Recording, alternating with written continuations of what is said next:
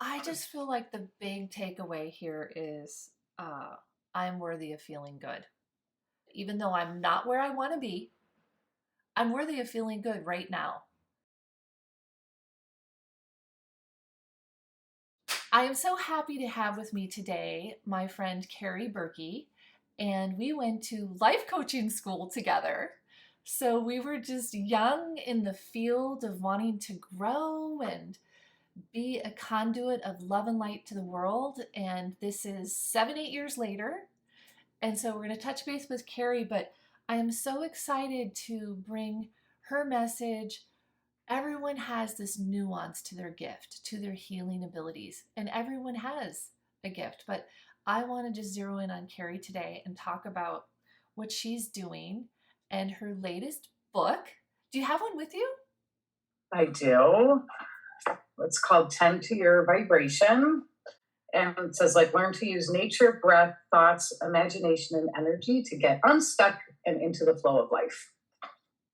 I love that. And it's so beautiful. Can we see kind of the inside Yes, too? here. So it's like each one will start off with like a quote, and then there's the lesson. Like this one is crystal, so then there's some pages. And so each one has a quote to start, and then they all end with a positive affirmation. And then there's those four sections are nature, breath, thoughts, which is kind of inspired by our life coaching program. And then imagination and energy is the last section. And so, yes, everything's kind of like you could pick it up and just do one, like one lesson, or you could go from beginning to end, depending on how you're feeling. Well, what already just looking at it and seeing the design and just the care that you put into it, I already have really good feelings erupting within me. So I think that was probably your intention. I love that. Yes. Yeah, I want to touch it and feel it and work with it and take it out into the middle of nowhere and play with it. Yes, I have a background just in creativity and then spirituality. So that's always a big thing, kind of in everything I do, trying to merge those two together. So I really do like things to be pretty and colorful. And, I have a little bit of a design background, so kind of pulling that in to make some of the stuff that I'm sharing that might seem maybe a little woo woo or even just heavy, like I was saying, the life coaching section stuff, people have to dig deep there. And so it does help if it can seem just a little bit more inspirational and fun.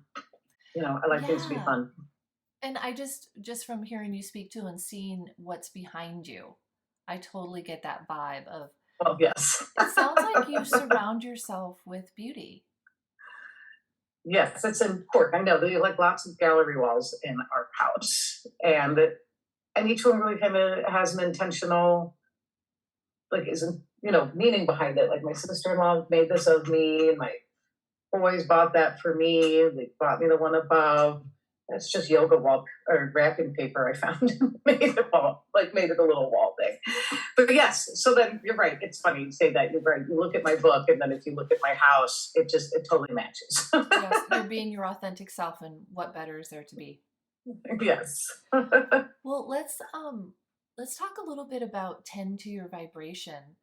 For audience members, vibration, talk, that can sound kind of woo, although it's gaining momentum. So what is vibration? Why is this important? Why do we need to tend to it? So before I talk about it, I always like to just do a little exercise with people. So if you don't mind, we'll just do something. So just sit up tall for a moment. You can sit with your legs crossed or your feet on the floor.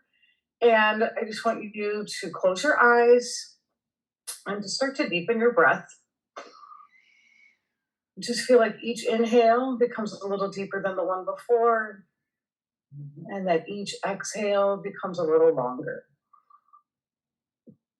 And you want to feel like you're getting your breath kind of deeper than the chest area, like rib cage, maybe even belly, low back area. And then really feel like that all draws back in nice and long as you exhale.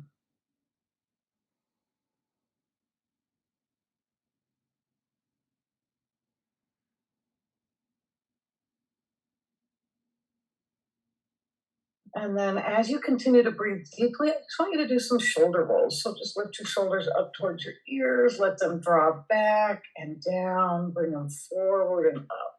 So big and slow if that feels comfortable. If you're feeling really tight, they may not be that big. Don't worry about it.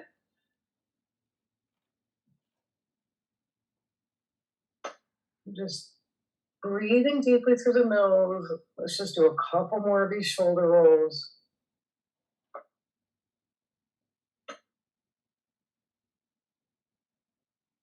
And then let your shoulders relax. Take a moment here to listen to the sound of your breath. Just listen to the sound of your inhale, the sound of your exhale.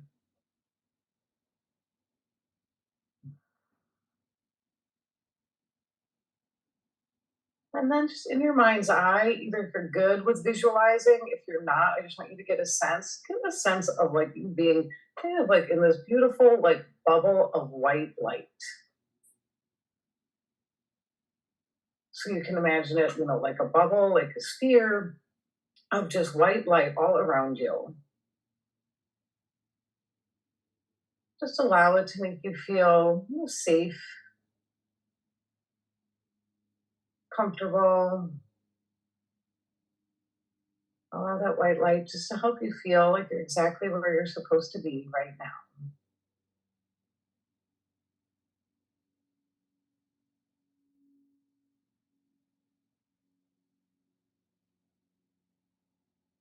And then within this white light, I want you to just imagine that there is an animal with you by your side.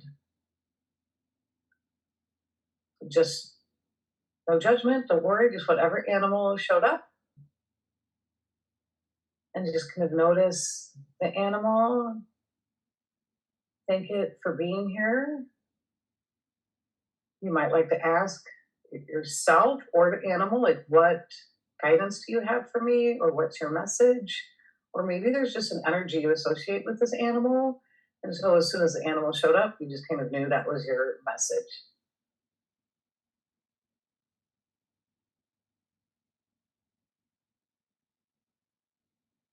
And then still breathing deeply. If your breath relaxed, just go back to making it a little deeper. Just place one hand on your heart and just say, I am safe. I am worthy. I am beautiful.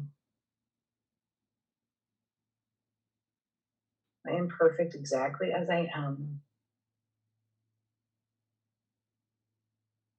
And then come up with a positive thing to say about yourself on your own. So it could be an I am statement or whatever pops into your head.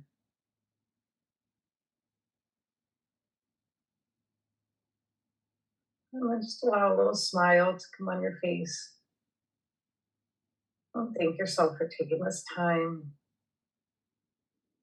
to shift your energy and tend to your vibration. So then on your next inhale, just make it really deep and hold it at the top. And whenever you're ready, exhale. You can let your hand come down and open your eyes. And so just check in to notice how you feel now. So you might have felt nice and relaxed before, but usually after even just doing a little bit of that, you may realize that when you started doing the shoulder rolls and you started deepening your breath, that you might have been a little bit tense or tight or even, cranky. And all of a sudden you're like, oh no, this feels so much nicer. And hopefully you feel really like even just a little bit more supported, a little bit more positive. And so that's an example of attending to your vibration. So just meaning like everything is energy and your energy. And a lot of times, like our thoughts can create our emotions, and then our emotions attract things into our life. So you want to kind of just stay in check of how are you feeling. I mean, a lot of times it's saying like thoughts become things, but it's because your thoughts create your feelings. And so like that was just a nice way to shift. Like if you're feeling stressed, you're feeling lost, you're feeling stuck, Like if you just did that little moment, breath, and then I like getting into the physical body a little bit, and then kind of getting into the energetics when you picture white light around you, or having like an animal show up, and that's just truly getting into your intuition, your higher self to show up for a message for you, and then for you to say something nice about yourself. It just shifts things, and it all of a sudden makes you realize, that maybe things are going to be okay. And it usually happens when you do get quiet and you tune everything else out and you give yourself that moment. And that's, I mean, the reason I wrote the book is because I struggle with that. And the more I do it, then the more life flows. And the less I do it, the more I do have those feelings of anxiety and feeling stuck. And so it's a beautiful practice. And that's how I always like to share it, is doing it first. And so then I like to say in my book, I say, like, like the way you tend to a garden is to Mm. kind of think of that. Like you have to do it on a regular basis. And, you plant seeds and then things come up later. So just like thinking of that with your vibration, you start doing that a little bit more. And then it's interesting, more things are going to start showing up. And it's just really beautiful. I really like that imagery of tending to yourself as you would a beautiful garden. Look Your at the cat is doggy. huge. Look at the doggy. Oh, what's your cat's name? Juno, she's a Siberian. Hello, Juno. Oh, she's sleepy. My gosh, yeah, she is big. Sleepy girl. You sleepy girl? Yeah, sleepy girl. Oh, she's beautiful. Yeah. I don't have much of a green thumb. I was like, my husband does. I'm like, so, but I think like that's how you often you hear this tend to your garden. So he tries to bring me out there, and show me different ways. And I'd say maybe the way I relate to it probably a little bit more is I tend to my home. Like we talked about, like the decor, and I'm really good. Like one of the lessons in my book is about decluttering. Like I love, like when I'm feeling stuck or something, right? Like to go around and even just like clean, tidy, get rid of something old. It shifts. It shifts how you feel, and it shifts the energy in your home. And so it's kind of like doing that, just like how you need to tend your garden, you tend to your home. And then when you do that with your own energy, your own vibration, you'll notice positive shifts too. That's incredible. The other day I knew I needed to do some inner child, I call it heart work. So tend to my inner child, right? And I knew it was looming, and I had this very strong urge to clean my pantry first. And I feel like I'm reflecting back what you just said. So I went in Yes. my pantry and I cleaned it out, and it felt really good. And it was almost like I needed to declutter first. Then I was able to go into this space with my inner child just a little freer, a little clearer. And I felt like it was also metaphorical as well, as I was kind of getting out the old and bringing in the new and organizing it, making it look beautiful. And that's kind of like what I did for my inner child. So yeah, I love that. that's I really often get cool. that feeling, right? Like if I'm about to, even if it's just regular work, but definitely spiritual work. But right, like I'll be in the other part of my house knowing I gotta come here and do stuff. And I will, like I'll look around like, is there something here that I could like shift, clean, tidy, that's going to make me go into my office area to do work, feeling a little bit better. And I also think about it, or when I come out, that I will come out and not let anything out there kind of bring me down. You know what I mean? Like you go in and you're like, oh, feeling so good. And then you walk out and you're like, oh, I still have that to do or whatever. So it's just like another way to tend to your vibration. And the word I get as I hear you speaking is intentional. It's it's kind of choosing to be intentional about tending to me, tending to my environment, tending to my world, like taking that moment to be intentional about, you could just walk right into your office and start working, right?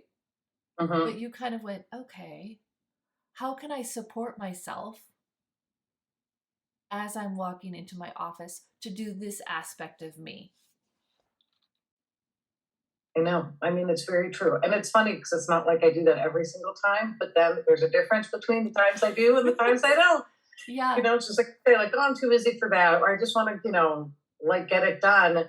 And so, I mean, it's like, I feel like each year I'm getting a little bit better, but I'm also noticing Like there's more flow. So it's like as time goes by, I try not to look back and be like, oh my gosh, I could have been here so much earlier if I just stuck with it, because there's just no use in doing that.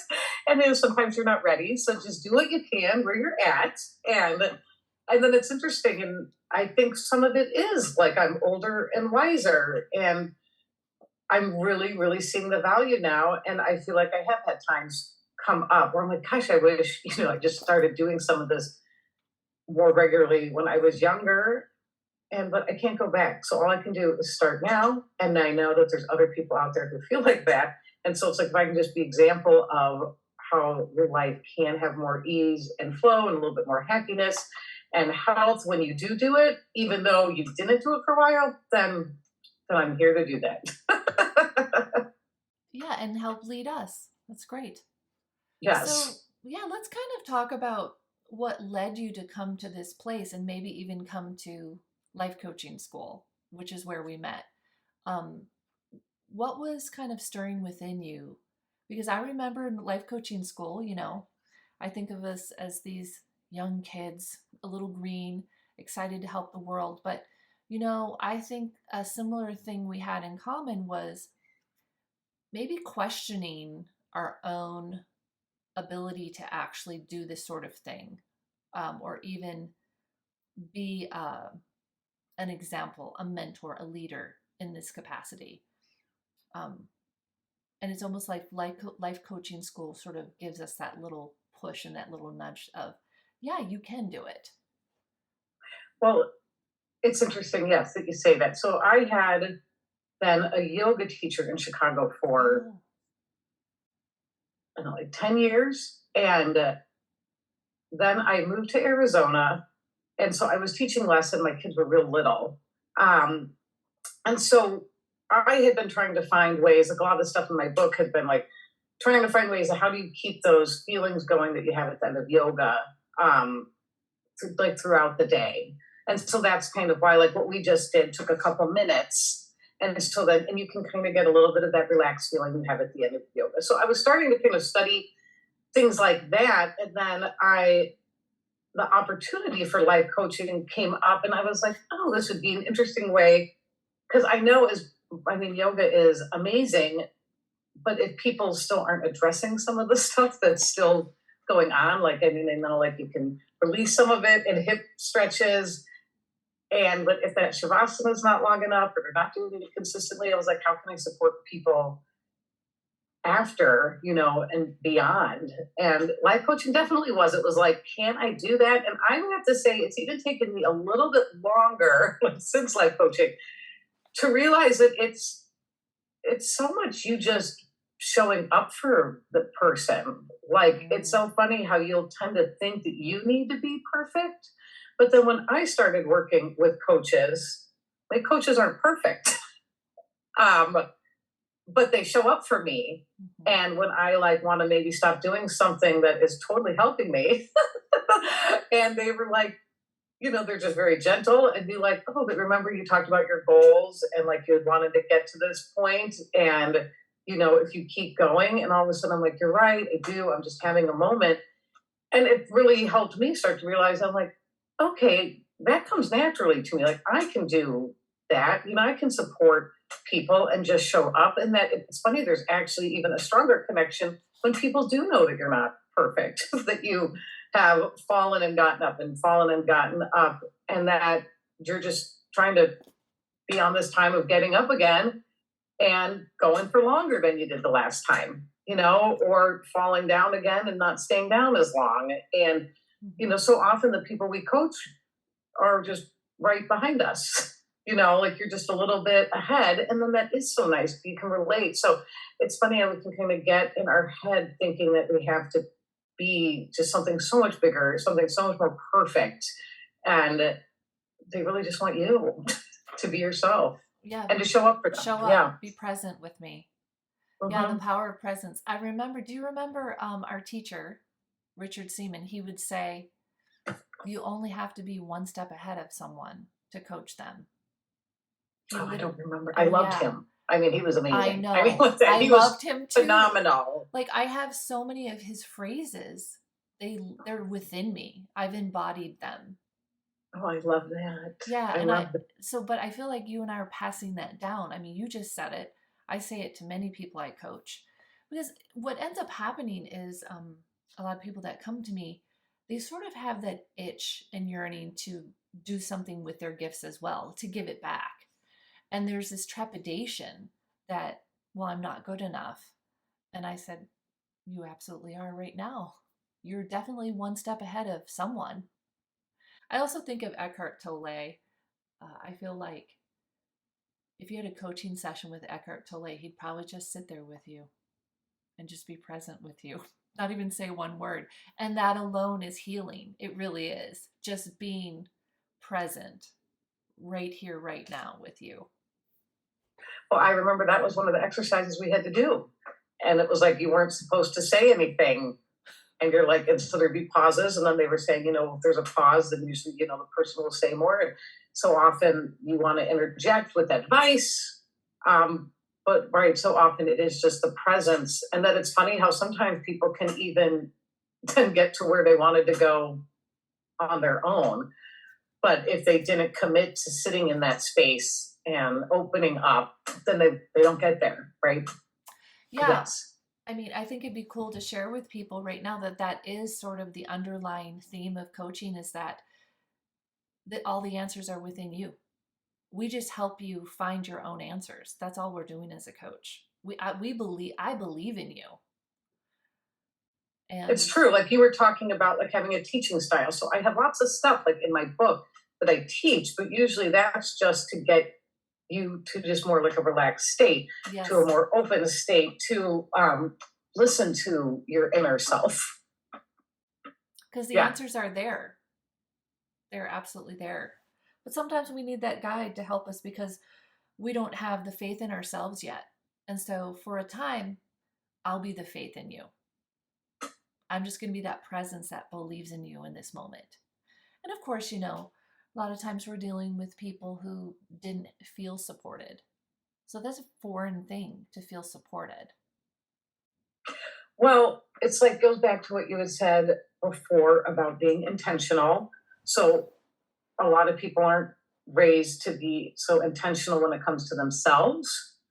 And I'd say the biggest thing that has helped me grow as a client that then, and as a coach is realizing that it's putting yourself first, like giving yourself that time. So, right, like if you sign up for coaching, or even if you're like buying a book or like one of your workbooks, it's you making a commitment to yourself. And then you coaching is usually then asking, just for a little bit more accountability with it. And like you had said, if a lot of people didn't have support, it's really hard to kind of get over that first. But I was saying to Kim before we started recording that that's been the biggest thing for me, is working with coach and having that accountability.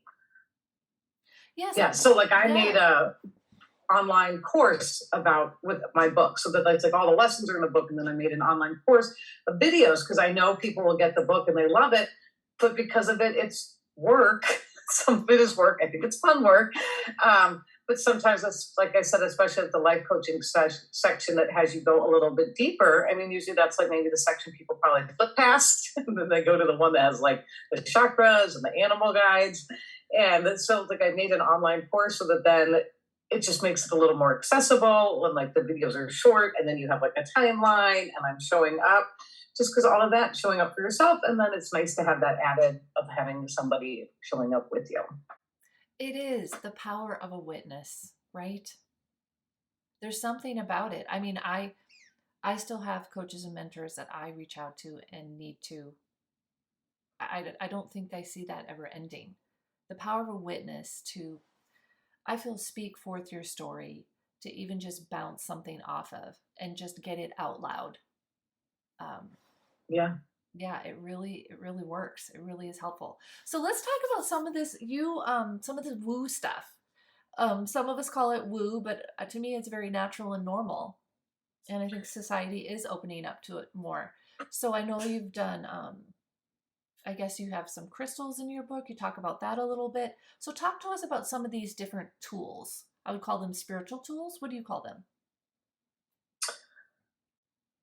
Yes, I mean, I feel like the section that's on imagination and energy, a lot of that is like, I guess I'd say working with energy. And then some of them are guided visualizations about like tapping into your intuition. And then I have like getting grounded and a way of working with angels, listening to your higher self. I have lots like the animal guides. So I feel like sometimes, and there's different opinions about all of this. And like I just need a bunch of different stuff. And I'd have to say, I do feel like there's animal like energy, but like when I have an animal show up and then I kind of ask like what message showed up, I don't necessarily think of that as something like weird that's going on outside of me. I feel like that's maybe my a way that makes it easier. I think a lot of us don't trust our own intuition, so it's much easier to have like an animal show up and be like, you know, thanks for bringing me guidance, but it's guidance that's coming from within you, I believe, or it's everything's a mystery. It's like I don't know. It's like I'm not gonna try to claim I do, but that has been a real nice way for me to, I think, you know, tap into my own inner guidance. So like right now, I'm at the beginning of this year. I did, you know, like a longer version of what we did at the beginning, and like a snowy white owl showed up for me. And I was like, oh, like I don't have a snowy white owl in my book. I have an owl. And so then before I even looked up like the meanings around that, like what's the message? So in my visualization, it was like snowy white owls over here. And it was saying, you know, you have wisdom to share, you know, you from your past experiences, it's okay to like step into that and like to consider yourself, you know, a wise person. And so that was a big deal because last year, and I'll show you here, like I have this little painting I did here. So I do an animal guided painting workshop like once a year with my friend Kristen, who's an artist. And last year, last April, a deer showed up, and I was embarking on a big like change to my health, and so that was very like a grounded thing to be doing, like changing what I was eating, changing my mindset, and the deer showed up, and the message was to be gentle with myself. So all last summer, when I was trying to make some big changes, and I would like beat myself up, I would picture myself in this meadow, and the deer would come up and like nuzzle next to me and just say, "Gentle with yourself." And so they come from the outside, and it's just become a really beautiful practice for me that I know it's so much of this stuff is a lot more mainstream now than it was not too long ago. And I wanted to ask you, what animal did an animal show up when we did the thing earlier? Well, my cat's right behind me. And so, um, yeah, my cats were there. I love it. And do you feel like that's any like the energy? What's the energy or message around that? So lately, I've been tapping into my answers a little larger. So I think it's also based upon where I've been at in my own life and my own journey, right? Obviously, you said you were having a health change and you needed that deer, that gentleness. So for me, I have been wrestling with the fact that my rising sign is Leo. And I felt like I was shown that my Leo energy can be a bit overpowering for people. And so I could notice people responding to my Leo rising, excuse me, energy, kind of intimidated or whatever. And so I've been open to spirit just kind of showing me how I can embrace my Leo, don't make my Leo wrong, but also I was shown like cats are cuddly and playful as well. They're not just fierce. And so, in just me being shown that, that's been sort of in my purview, in my aura of processing the cuddly, playful version of Leo and not just seeing the fierce side of Leo. So I think that's why that showed up, and that's just continuing to do its work within me. Um, that's what I love about the work and where I am now. The old Kim would feel like an awareness came in and I felt like I had to get at it. I would almost see myself getting on a treadmill. I got to get this figured out right now. I got to fix this now. And now I just have so much more grace around it. It's like, okay, I was shown that about Leo, and it's just unfolding each day.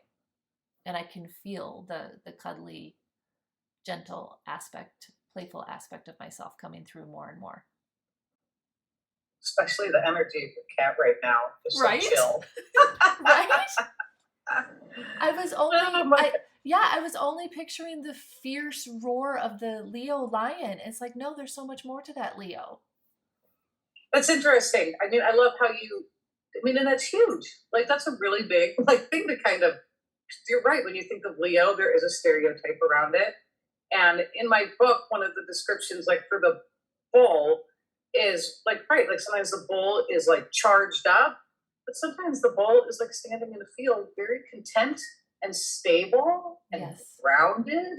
Yes. And so, right, like which is the energy coming through, or what do you want to embody? And like with the deer, something that came through as time went on, because I started doing like a ballet workout.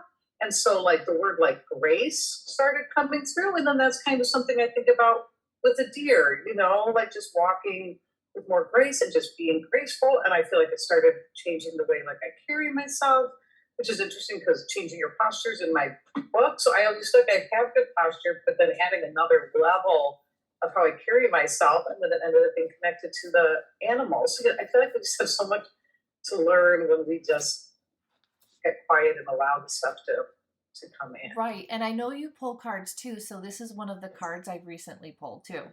Is this hilarious?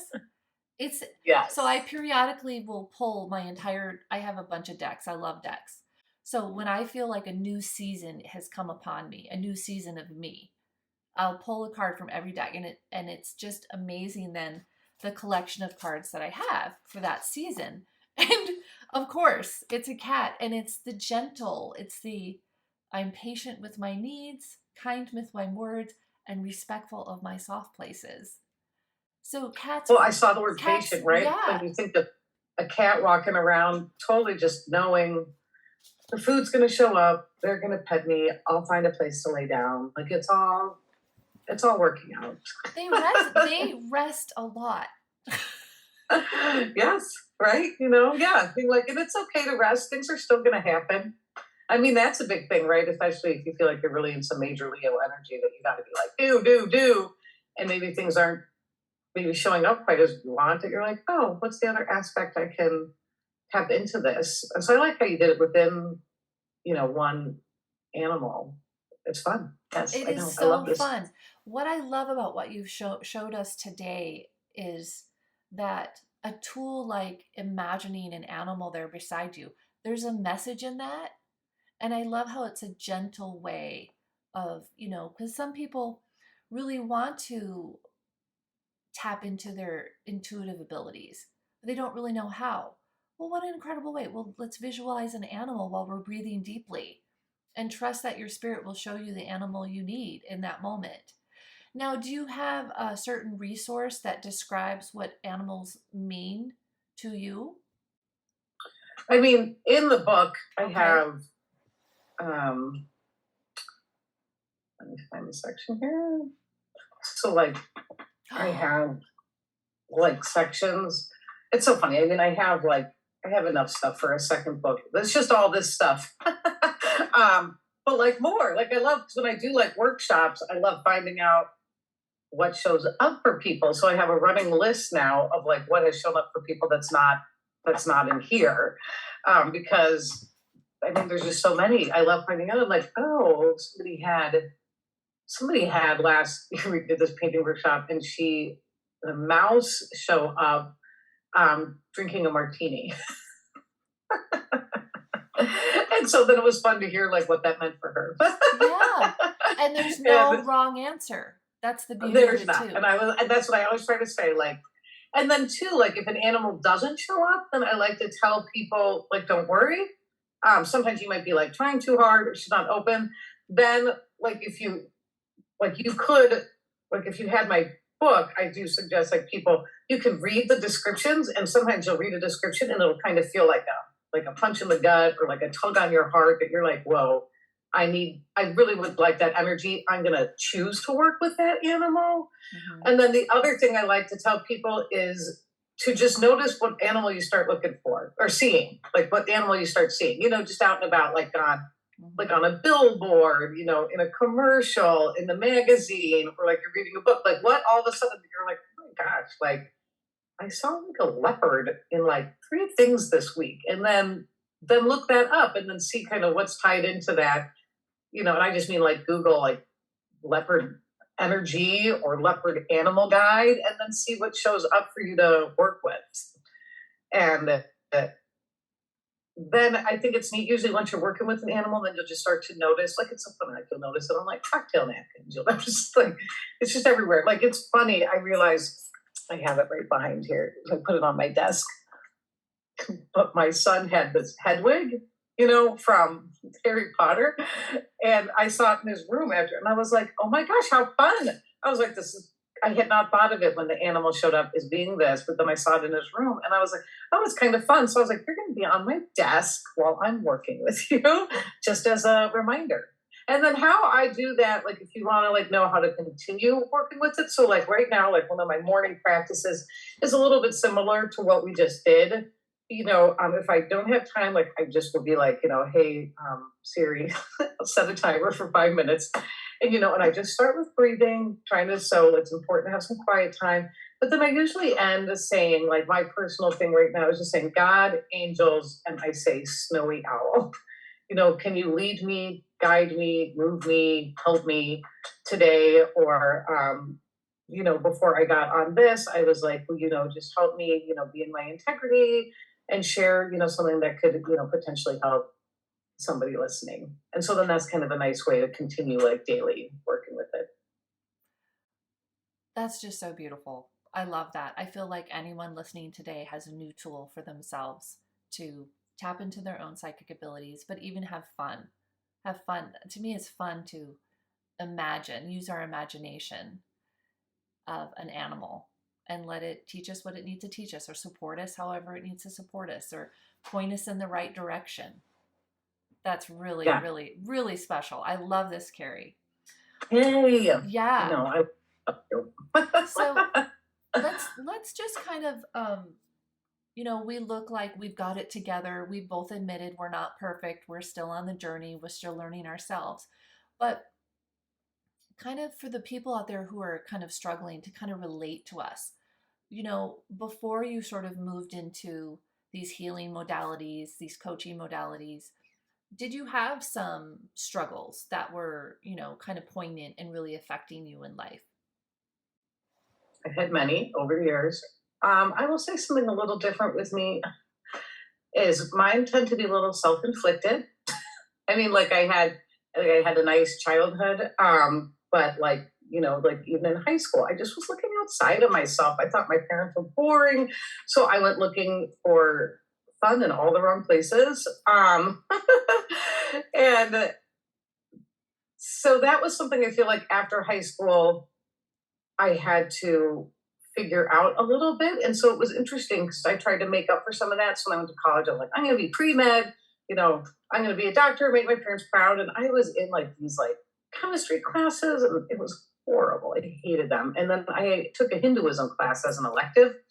And I like my hand was being raised all the time. And I went to Catholic schools growing up, all girl Catholic high school. And my Hinduism teacher pulled me aside once and was like, "Have you thought about being a religious studies major?" I was like, no, I have not. And I was like, and he was like, you just have so many questions. And I started thinking about how you're right. Like I had so many questions in this class compared to the chemistry classes. And it was a big change. And my parents were like, you're going to do what? Like, what do you do with a religious studies degree? Right. But I switched and I loved it. And while I was taking that Hinduism class, they had yoga at my college as an elective. And it's funny because this was like 1997. And so I discovered that. So I discovered all of this very early on. But I'd say the biggest thing that I wouldn't always do was stick with it. So I got my degree in religious studies, and I did yoga for a while then, and then I moved to Chicago and just kind of had fun for a while. And then I rediscovered yoga and I did teach there for a while. And that was nice. And that was like, I'd say sometimes when you can take something you enjoy doing that is helpful to you, and then you end up making a career out of it, it helps you stick with it a little bit more. Yeah. But something that happened then, though, is we moved. And when we moved, I had a couple family members that were having a really hard time. And I kind of, because I moved and didn't have that structure of teaching yoga, like I didn't have classes anymore.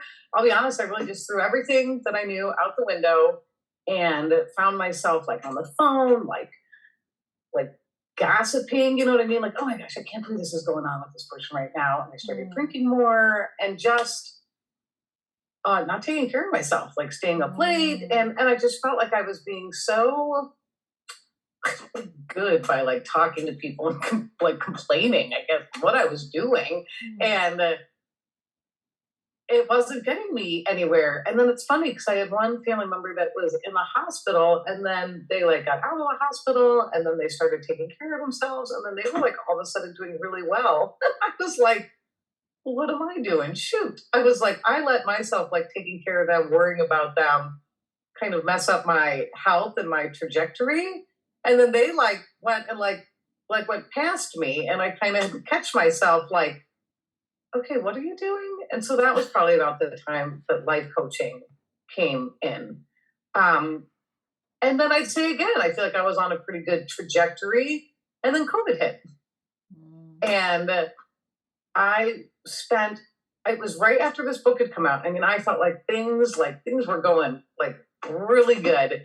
And I was trying to share a lot of what was in the book, but I'm not really admitting some of the fears that came Mm. with COVID. I don't think I was allowing myself to feel them, or share them, or maybe even acknowledge that I had them.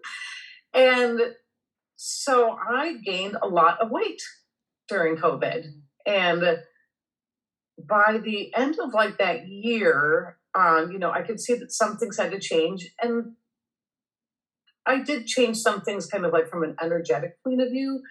But it was really interesting how you got to kind of worry a little bit about like how positive you're trying to be. So like I had gotten Mm. bigger and I kept trying to be so like body positive, Mm. and I was using everything in my book, and it really did help me feel like good about myself. But what I was mentioning last year is like this time last year, I'd gone to the doctor and they were like, you're pre-diabetic. And I have a son with type 1 diabetes. So it was like, okay, that's stupid. Or I just, I was annoyed with myself. And then it was like, your cholesterol numbers are these, your BMI is, like obese. And it was just all these. And I'm like, what? Like, what have I done? Like, how did I get here? I'm like, I taught yoga for like so many years. I feel like I should know, and that's the whole, like, I should know better. And I would say this is kind of where I had to surrender a little bit. Like, I was like, I didn't know what to do. Like, show me, like, God, universe, like, show me. And we had this cruise coming up that we were going on. And I kept trying to lose weight and it didn't happen. So right before the cruise, I was like, you know what? I'm just going to go on this cruise and act like I did lose the weight. I'm not going to beat myself up for, what I eat. I'm just going to enjoy myself. And I went on this cruise and I did. I had an amazing time. And and I didn't beat myself up. And I had told them that I don't do dairy. So they just made like these amazing vegan meals, like desserts. They gave me everything. And I had such a great time. And it was interesting that when I finally like said it was okay, like to be me, like genuinely, I felt like then I was ready to change because I didn't like how, like on the trip, like some of the stuff I was like, okay, I didn't like how things fit me. I knew I was heavier. I knew that the doctor had said I should make some changes. And then after that trip, I did. And so I think sometimes if you are at a point where you're beating yourself up, if you could try for a little bit to just maybe step into a little bit more self acceptance, do something that makes you maybe feel good about yourself, and know that you're not the only one who's maybe gotten so far or fallen off track or stayed down longer than you wanted to. And that that it's okay. And that, like, I feel like when you finally accept yourself, I was like, okay, now I'm ready to, now I'm ready to make changes, and I'm worth those changes. And I feel, and it's interesting because it's like I was focused on my health, which I was saying to Kim that it was like is another way of tending to your vibration that I was totally ignoring. I was like, it's just interesting, like between just drinking less alcohol and eating better food. I was like, oh my gosh, I feel so much better in my own skin. I wake up with more energy. And then it gave me huge confidence around my work that I'd already done. And I was like, wow, like I was sharing about, you know, my book and like kind of these concepts, but I think because I wasn't really like tackling like the health part, I was not, I think maybe I was like, oh, are people gonna, like think this animal stuff is weird or, um, and now that I've like really focused on myself, I mean, I'm sharing all of it. And I was like, people can try it if you like it. I don't need everybody to like me anymore. And so it's really interesting. So I am used to be, is what I'm saying, a self sabotager.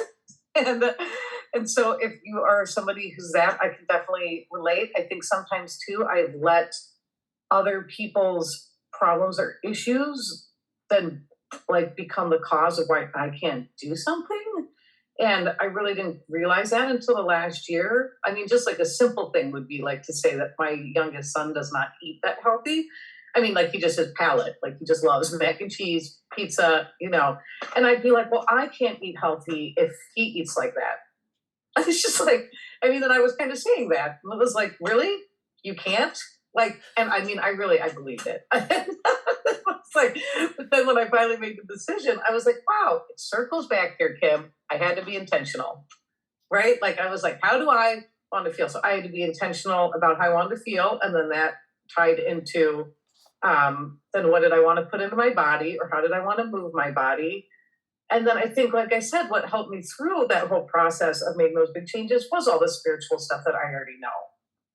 Like it was neat. Like now I'm telling people, I was like, even if you work with me or don't work with me to lose weight or to make any big change, I was like, call it an animal guide. Like it really helped me during the summer. Like, what's the energy? Like yours might be a lot more fierce, than a deer. Like it'd be interesting. And so I just love how everything kind of combined together. So I like to think, like I said, I'm a previous self sabotager, and I have said what I think is important about stuff like that. Like if you know that you kind of have patterns, say the biggest thing that's helped me keep going, and like I was telling Kim before I got on the call that I feel like the most beautiful I ever have in my whole life, and I'm 45, and I was like, but that's it's huge, right? I mean, to be able to not say, "Oh, I was prettier when I was 28." I was like, "That's fine then," but I was like, I didn't have the confidence, and I wasn't even when I was doing lots of yoga. There were other components like that. I think some of the spiritual stuff that wasn't there that's there now. So like combined, it's like really amazing. But the reason I've been able to, I feel like, continue this is because I've had support. And I share some of this stuff. I think some stuff I originally shared with a smaller group of people, asking them, I'm trying to make some changes. Can you please like support me in this? And then as it's gotten bigger, I'm now trying to make bigger declarations like on social media and stuff, like talking about like making more money or talking about how I have self-sabotaged myself a lot in the past and saying I don't want to do that anymore. And so it takes, I mean, don't expect, maybe if you're not comfortable doing that, you can build up to that social Yeah. accountability. I just feel like the big takeaway here is I'm worthy of feeling good. That just feels so strong that even when you were heavy and you went on this trip, right? This cruise, I think you said it was. Yeah. You still had the belief inside, I'm worthy of feeling good. Even though I'm not where I want to be, I'm worthy of feeling good right now. And the power of that. And I think that is an amazing message to end with this amazing discussion with you. You are worthy of feeling good. I'm worthy of feeling good right now, wherever we are. And that can be the starting point. So, Yes. thank you so much for sharing with us. Please hold up your book one last time. You guys run out and get it. Is it on Amazon? It's on Amazon. Yay. And her website, I will have a link to it, kerryburki.com. She's an awesome girl. You can reach out to her. And it was just great seeing you again.